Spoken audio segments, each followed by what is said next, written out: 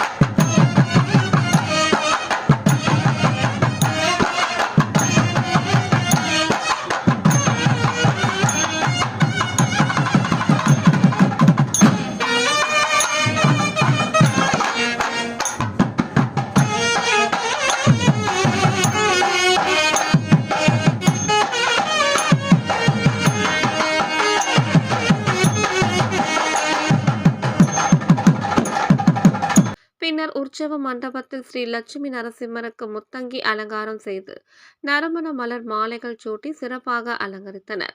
அருகே உற்சவர் ஆண்டாளுக்கு பச்சை பட்டு சேலை கட்டி பலவித நகை ஆபரணங்கள், காசு மாலை அணிவித்து தங்க கிரீடத்துடன் மலர் மாலை சூட்டி அலங்கரித்தனர்.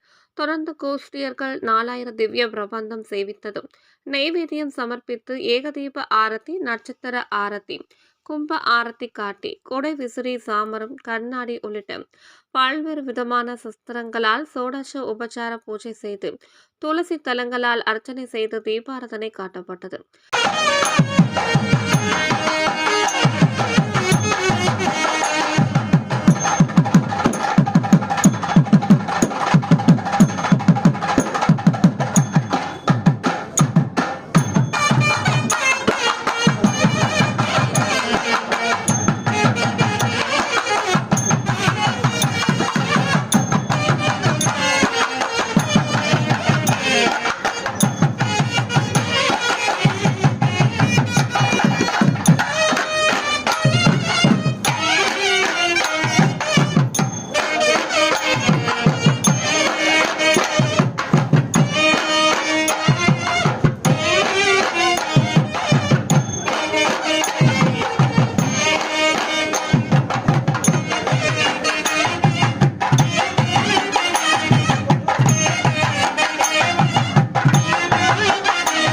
பின்பு பக்தர்கள் தட்டு, சீர்வரிசை பொருட்கள், மாலை, மாங்கல்ய கயிறு, கண்ணாடி, வளையல்கள் தட்டுகளில் ஏந்தி ஆலயத்தை சுற்றி நாதஸ்வரம், வேளாங்கல் முழங்க எடுத்து வந்து உற்சவ மண்டபத்தை அடைந்ததும் தெய்வங்களுக்கு மாலை மாற்றுதல் வைபவம் நடைபெற்றது.